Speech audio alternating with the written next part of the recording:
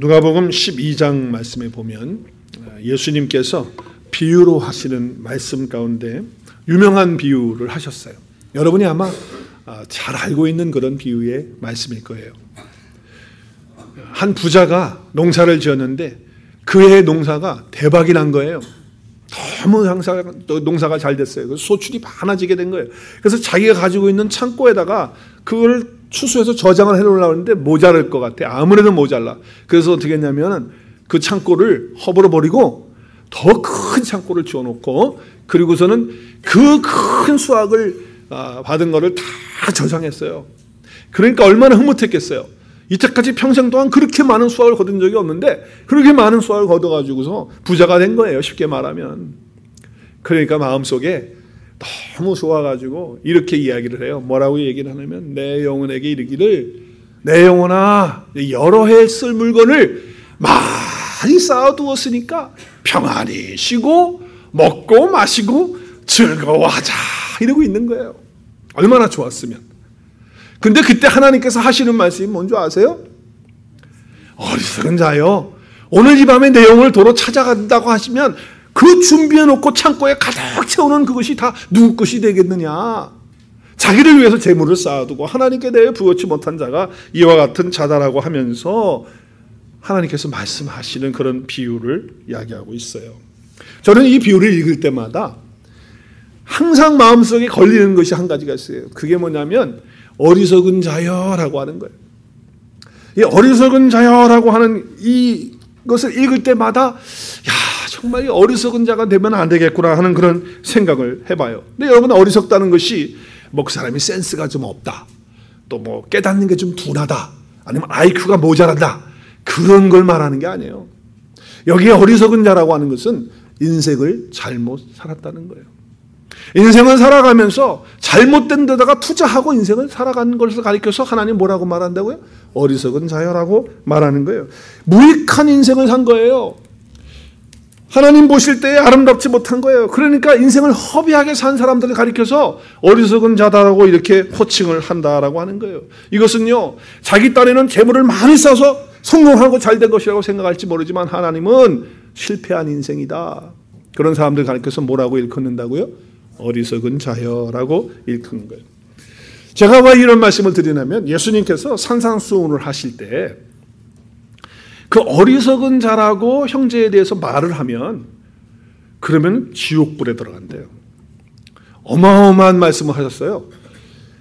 마태복음 5장 22절이죠. 형제에게 화가 나가지고 노할 때마다 심판을 받게 되고 또 형제에 대해서 라가라고 말해요. 라가라고 하는 것은 바보, 멍텅구리, 그리고 어리석은 자, 미련한 놈이라고 하는 그런 뜻이에요.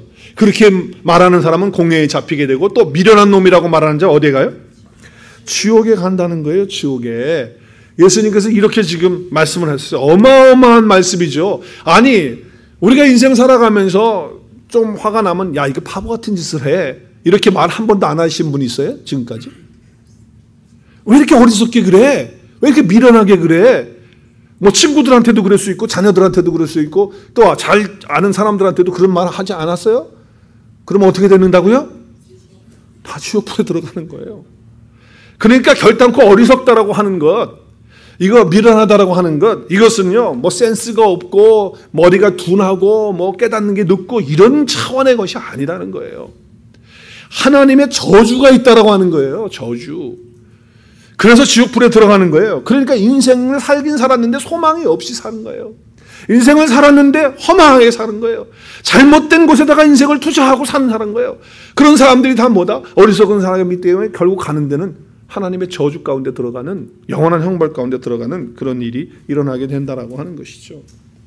그래서 삶을 저주한다는 것은 악 중에 악이잖아요. 얼마나 그 참 듣기도 싫은 이야기고 또 그런 있을 수도 없는 그런 얘기인데 그런 일들이 일어나게 된다는 거예요. 지옥불에 들어간다는 거죠.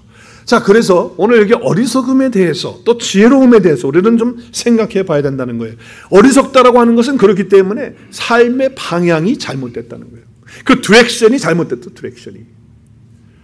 그렇기 때문에 하나님 보실 때 어리석은 사람이 되는 거예요. 그러니까 여러분 우리가 인생을 살아가면서 하나님 앞에서 어리석다라고 하는 그런 말을 들으면 안 돼요. 혹 살다가 너 왜 이렇게 못생겼니? 얘기 들을 수 있어요. 그거 괜찮습니다.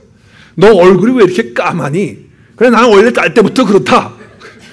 그거 가지고 실망할 거 없어요. 괜찮아요. 그런 얘기 들어도. 너는 왜 이렇게 키가 작니? 그런 얘기 괜찮다 그 말이에요. 왜 이렇게 능력이 없어가지고 그냥 그렇게 살아? 이런 얘기 들어도 괜찮아요. 그러나 어리석다는 얘기를 들으면 안 돼요.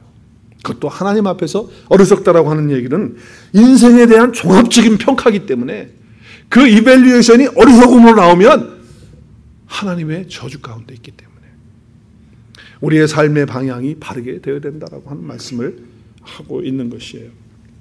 자, 그렇다고 한다면 지혜롭다는 것, 어리석다는 건 뭐냐? 우리 주님께서 비유로 마태복음 25장에서 열 처녀에 대한 비유를 말씀하세요. 천국은 이와 같다라고 말씀하시면서 열 처녀를 얘기해요. 열 처녀 어떻게 준비했죠? 다섯 처녀는 신랑이 올 것을 미리 준비해서 어떻게 했어요? 등불을 잘 닦아놓고 그리고 기름도 꽉 채워놓고 준비했어요. 그런 사람을 가리켜서 슬기롭다, 지혜롭다 말씀하셨어요. 또 다섯 처녀는요.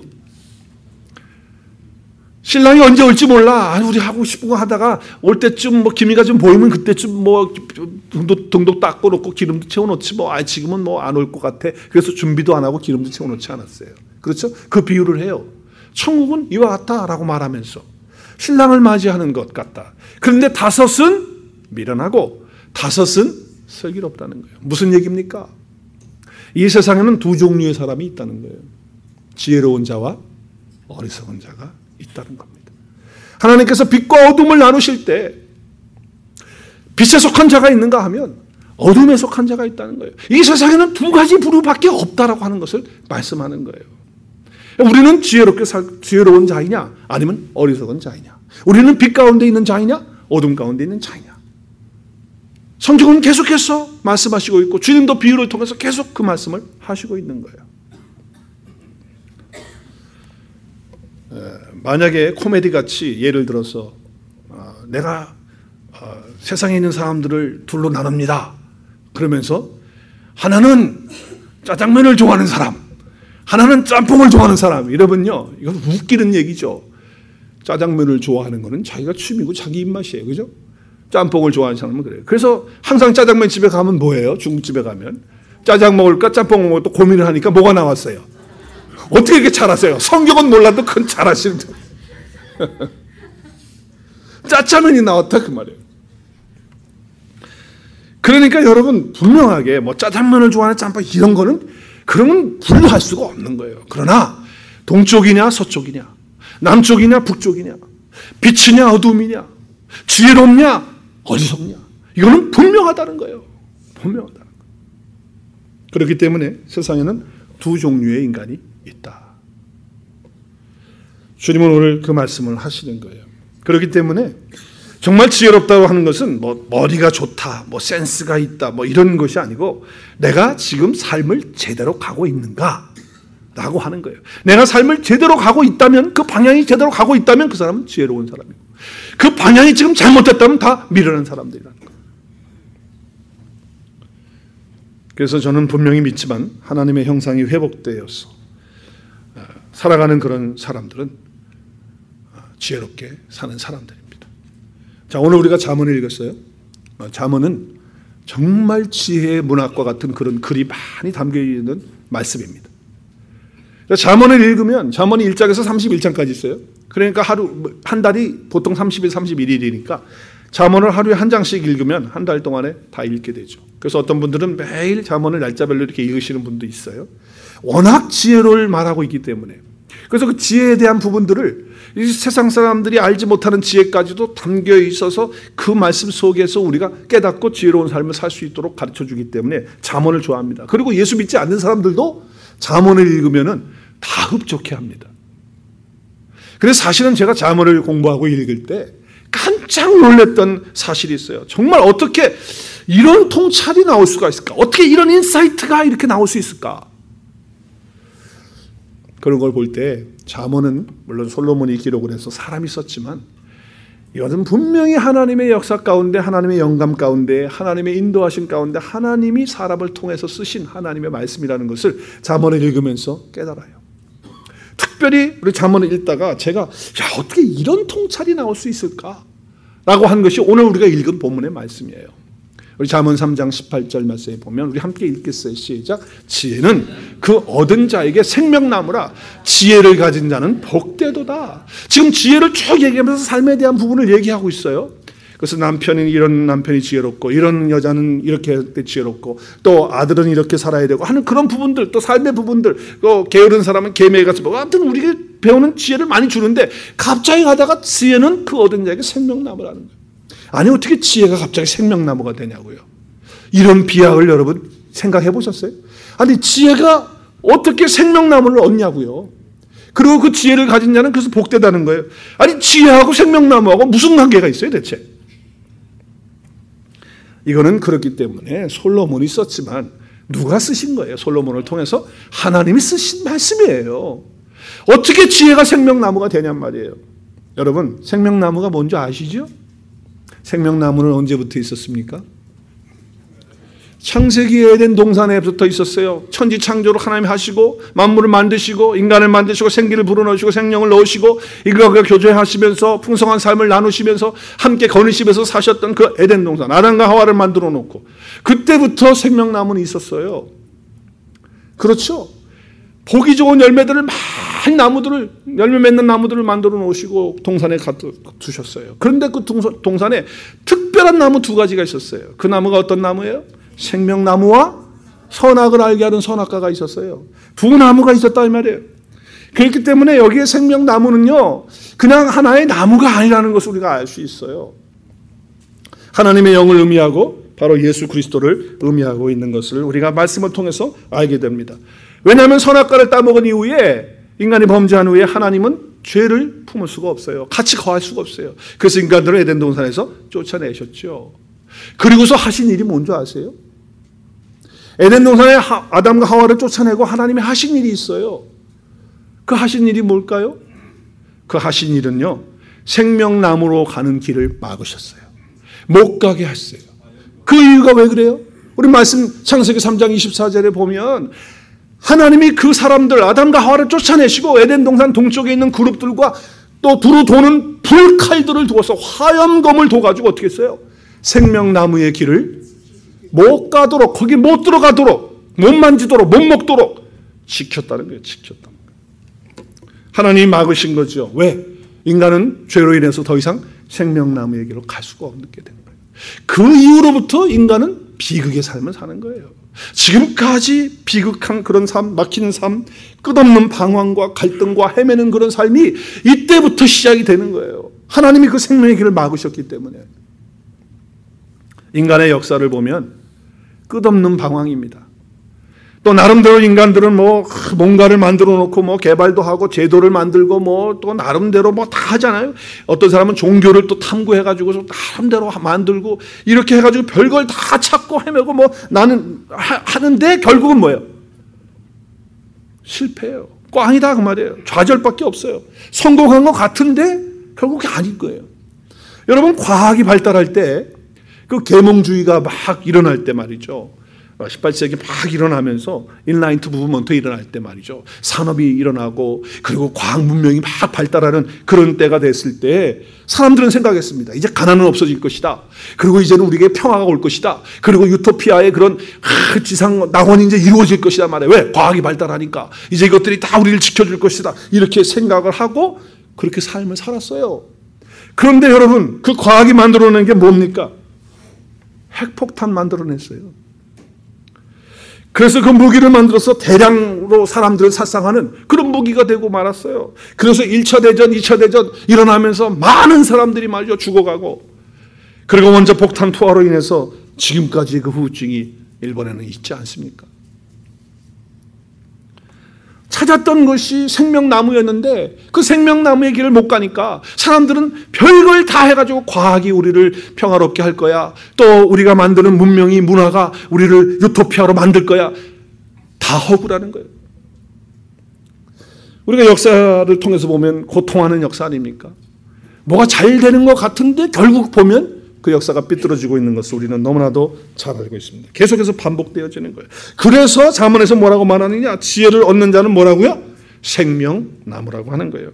사실 얼마나 통찰력이 있는 하나님의 말씀인지 모르겠어요. 비약처럼 보이지만. 자, 그래서 오늘 잠언 말씀에 19절 20절에 보면 하나님께서 지혜로 땅의 틀을 놓았대. 지혜로. 지혜가 지금 하고 있는 일을 보세요. 지혜가 뭘 하고 있는지. 하늘을 견고하게 했대요. 또 깊은 바다를 갈라지게 했대요. 누가? 지혜가. 공중에서 이슬을 내리게 했대요. 누가? 지혜가. 자, 그 다음에 21절에 또 가서 보니까 지혜와 근신을 지키고 이것들이 내 눈앞에서 떠나지 말게 하라. 왜 그러냐면 22절에 보니까 내 영혼에 뭐가 돼요? 뭐가? 지혜가 내 영혼에 생명이 된다는 거예요. 목에 장식이 될 뿐만 아니라 23절에 보니까 내 길을 편히 하겠다는 거예요. 내가 가는 길을 걸리지 않도록 지켜주시겠다는 거예요. 뭐가? 지혜가 그렇게 한다는 거예요. 이 세상을 창조하신 분이 지혜자라는 거예요. 하나님과 함께 지혜가 창조했다는 거예요. 그럼 그 지혜는 누구냐는 거예요? 그 하나님의 스피릿이죠. 하나님의 영이죠. 우리가 예수님 믿는다는 것은 하나님의 영이 우리 가운데 오는 거예요. 예수 그리스도의 영이 오는 것이고 예수 그리스도가 우리 안에 연합되어서 들어오시는 거예요. 그래서 그분이 다스리는 거죠. 그래서 오늘 21절에서 26절까지 보면 우리가 누울 때도 말이죠. 이제 어떻게 해요? 누울 때도 어떻게 해요? 두려워하지 않고 또 누웠을 때 머리가 딱 닿자마자 어떻게 해요? 잠이 타라 그냥 코를 골기 시작하는 거예요. 누구처럼 그냥 머리만 닿으면 코 고는 거야. 누가 그렇게 만들어줘요? 지혜가. 또 지혜가 오면은 뭐냐 갑작스러운 두려움이 와도 멸망하지 않고 두려워하지 않고 염려하지 않는다는 거예요. 그리고 26절 우리 같이 한번 읽겠습니다. 시작. 대저 여호와는 내가 의지할 이시다. 내 발을 지켜 걸리지 않게 하시리로다. 할렐루야. 지혜이신 분이 이렇게 해 주신다는 거예요. 그렇기 때문에 지혜는 영성이고 지혜는 바로 하나님의 영이라고 하는 것을 알 수가 있어요. 그래서 우리는 좀 지혜로운 그런 삶을 살아야 돼요. 제가 목회하면서 정말 가장 고통스러운 때가 언제냐면 성도들이 믿음의 생활을 한다고 하고 또 은혜 받았다고 목사님께 이야기도 하고 또 좋은 말씀 들었다고 얘기도 하고 또 그렇게 다 뭐 찬양할 때도 뭐 박수치고 찬양도 크게 하고 뭐 기도도 잘하고 그러는데 행동이나 말을 보면 어리석어. 그럴 때 목회자의 입장으로 너무 마음이 아픈 거예요. 그래서 정말 이렇게만 반복해서 저렇게 살면 안 되는데 하는 그런 마음을 가지고 성도님 여러분들을 위해서 기도할 때 때로는 마음에 눈물이 흐르고 실제로 또 눈에서 눈물이 날 때도 있어요. 정말 어리석은 삶으로 살지 않게 해주십시오. 지혜롭게 살아갈 수 있도록 해주십시오. 우리 성도님들이 지혜로 인해서 눈이 열려지게 해주십시오. 그렇게 저는 기도해요. 자, 그래서 지혜롭기 위해서는 지혜가 있어야 지혜롭잖아요. 근데 지혜가 누구시냐? 우리 고린도전서 1장 24절은 다 같이 큰 소리를 읽어야 돼요. 시작. 오직 부르심을 받은 자들에게는 유대인에게나 헬라인에게나 그리스도는 하나님의 능력이요 그리스도는 하나님의 지혜니라. 할렐루야. 그리스도는 하나님의 능력이고 그리스도는 하나님의 지혜예요. 자, 그러니까 우리가 지혜가 있어야 되죠. 그렇죠? 어리석게 살지 않아야 돼. 그러면 어떻게 해야 되는 거예요?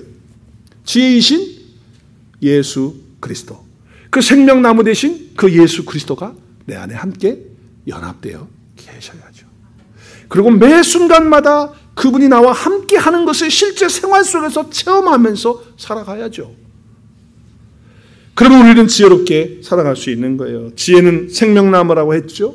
예수 그리스도는 길이요 진리요 생명이라고 하셨죠. 예수 그리스도가 하나님의 지혜라는 거예요. 이게 복음이에요. 한번 따라하겠습니다. 예수 그리스도는 하나님의 지혜이십니다. 이것이 복음입니다. 네, 예수 그리스도는 하나님의 지혜예요. 그래서 그 안에 생명나무가 있는 거예요. 생명이 있다고 말해요. 그리스도 예수 안에 생명이 있단 말이에요.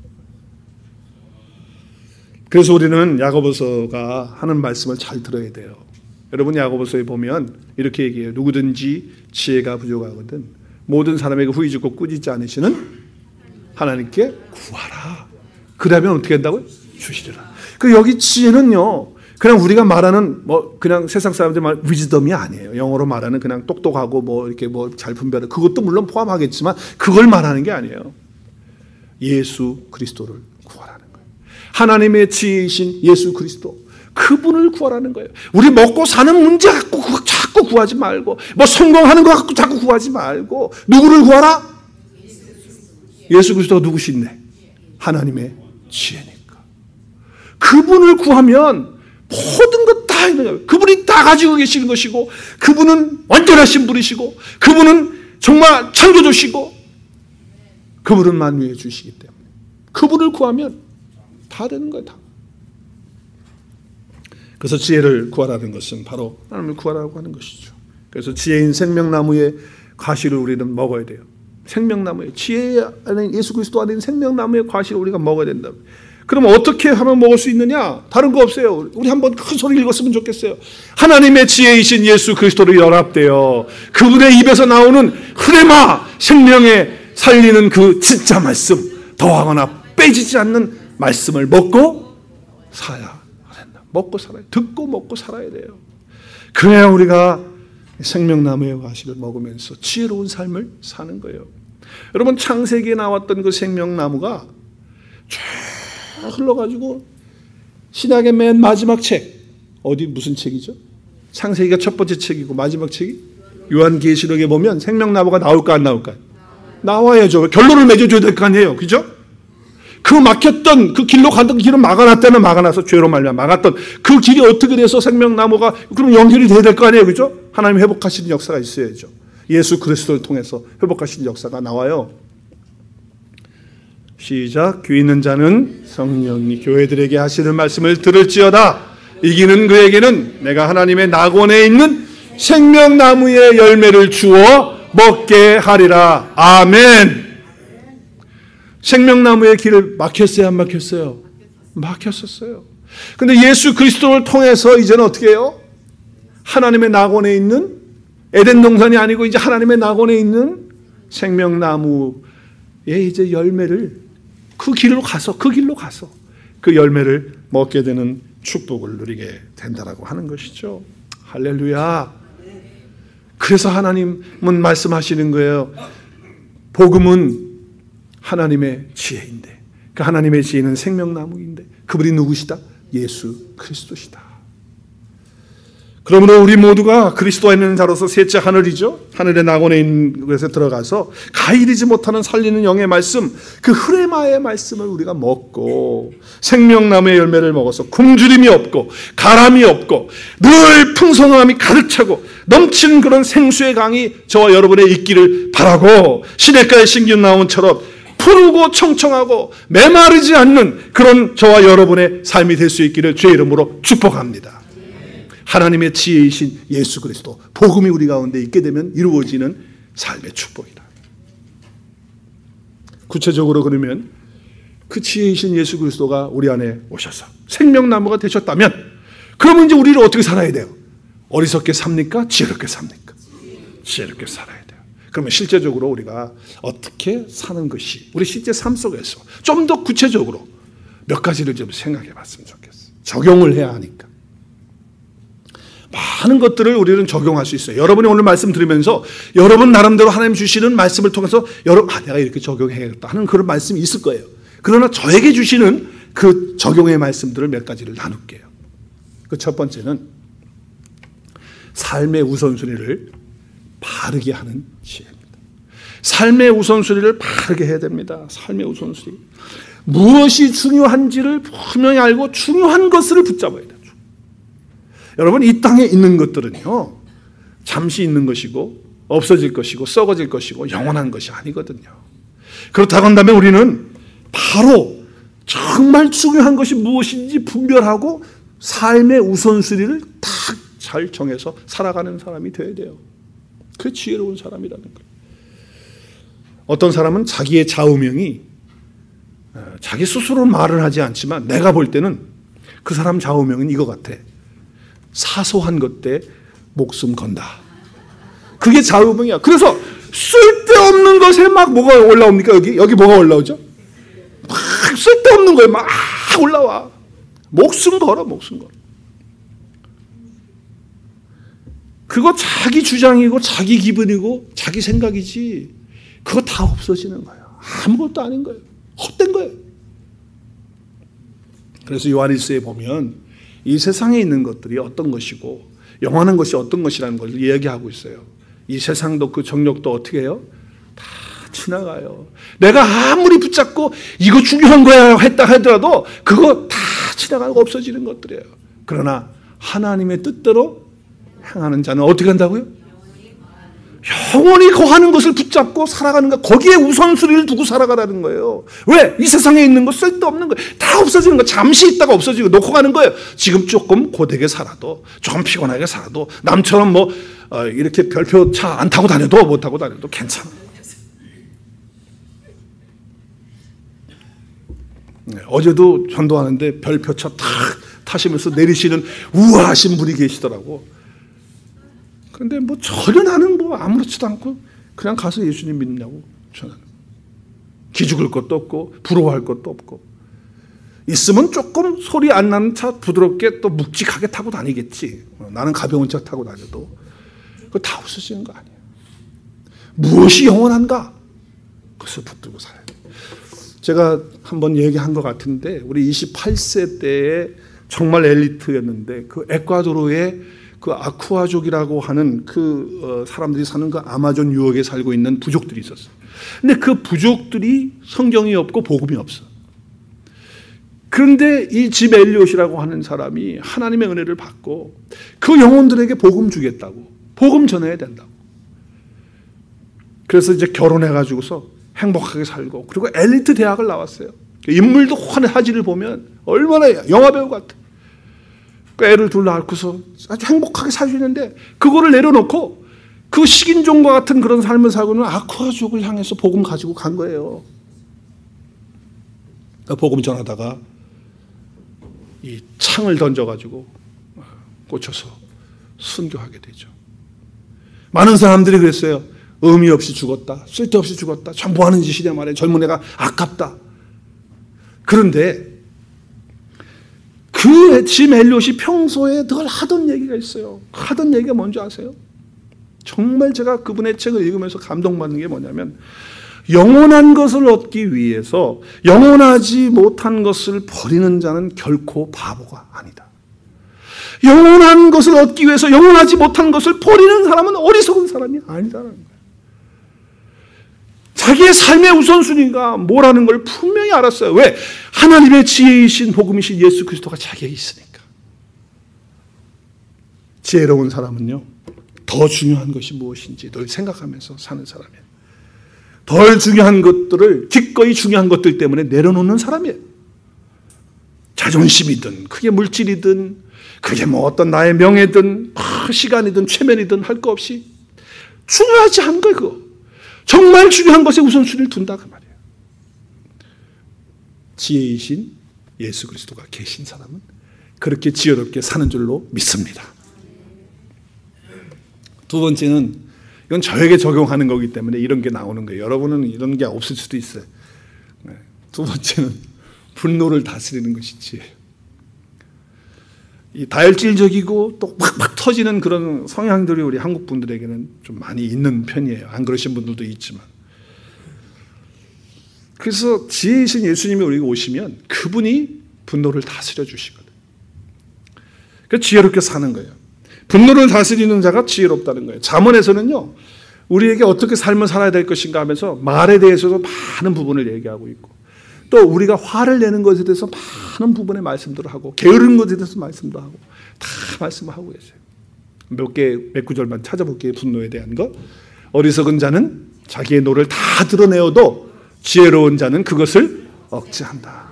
어리석은 자는 자기 노를 다 분노를 표출하고 터뜨리고 막 견디지 그냥 억제 못하고 나가는 거예요. 그러나 지혜로운 자는 그 분노를 억제하는 거예요. 자기가 하는 게 아니고 지혜이신 하나님의 지혜이신 예수 그리스도께서 억제하도록 역사해 주시는 것입니다. 할렐루야.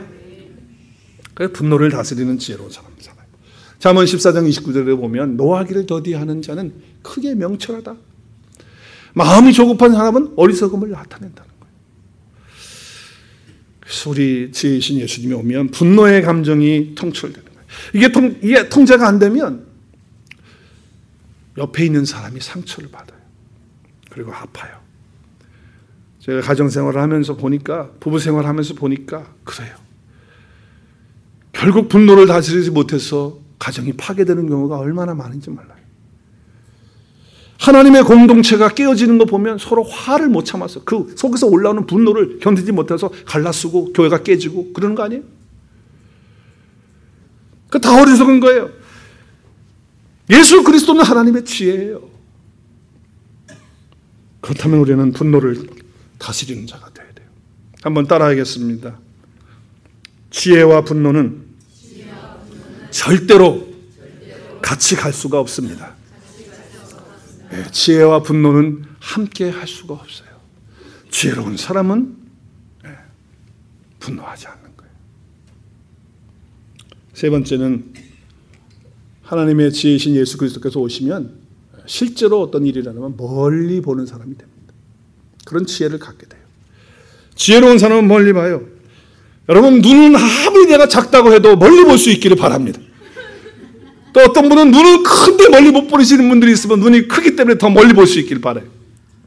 육신의 눈을 얘기하는 것 같아서 웃기는 얘기긴 하지만 예수님이 하나님의 지혜이시기 때문에 그분의 성품이 우리 가운데 오는 거예요. 그래서 여러분 생각해 보세요. 용서가 지혜인 까닭이 왜 그렇습니까? 왜 용서가 지혜입니까? 멀리 보지 못하는 사람은 절대 용서 못합니다. 지금 그 앞에 있는 걸 딱 보니까, 감정을 딱 보니까 용서를 못하는 거예요. 그러나 영원이라고 하는 것을 멀리 보게 되면, 우리가 하나님 나라라고 하는 것으로 멀리 보게 되면 용서하지 못할 게 뭐 있어요? 그 앞에만 보고 있는 거예요.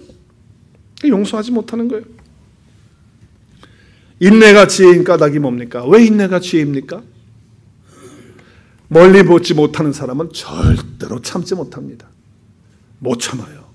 그러나 멀리 내다보는 사람, 영원한 삶을 내다보는 사람은요, 지금 힘들고 어려워도 견딜 수 있어요. 왜? 주님 앞에 삶이 있고 영원한 삶이 우리 앞에 있으니까. 그래서 현재 받는 고난은 장차 우리가 얻을 영광과 좋게 비교할 수 없다고 하면서 그 현재의 고난을 견딜 수 있는 거예요. 멀리 보기 때문에. 겸손이 지혜인 까닭은 하나님의 나라의 놀라운 그런 그림을 갖고 있기 때문에 겸손해지는 거예요. 그리고 주님이 겸손하셨기 때문에 그분이 내 안에 계시면 그렇게 되는 거예요. 자기를 포기하고 자기 내려놓는 것이 지혜인 까닭은 하나님 나라의 상을 내다보기 때문에 그런 거예요. 내가 이걸 포기해 못하면 하늘의 상이 있는데 하늘의 상이 중요합니까? 지금 내가 쥐고 있는 것이 중요합니까? 내가 쥐고 있는 것 중요하지 않기 때문에 하늘의 상이 있는 건 멀리 보는 거예요. 그래서 내려놓을 수 있는 거예요. 지혜는요, 이 정도가 아니라 복음 전도하는 것 그 자체가 지혜인 줄로 믿습니다. 복음 전도하는 거예요. 지혜이신 그분, 하나님의 지혜이신 그분을 나타내고 그분을 보여주고 그분을 가르쳐주고 하는 그 전도가, 그 양육이, 그것이 지혜라고 하는 거예요. 믿지 않는 사람들은요, 한번 따라하세요. 믿지 않는 사람들은 다 근시입니다. 네, 다 근시예요. 앞에 것밖에 몰라. 이 세상의 삶밖에 못 봐. 우리는 영원한 삶을 보는 사람들이에요. 제가 저쪽에 있을 때 공부 많이 하는 사람들 많이 제가 얘기도 하고 또 교회 성도들도 있었고 그래요. 30대인데 PhD야. 그리고 막 연봉이 막 15만 불씩 막 되고 그래. 박사가 있고 뭐 연봉이 그렇게 있고 뭐 그래도 영혼을 보는 눈이 없으니까 참 어리석게 보이는 거예요.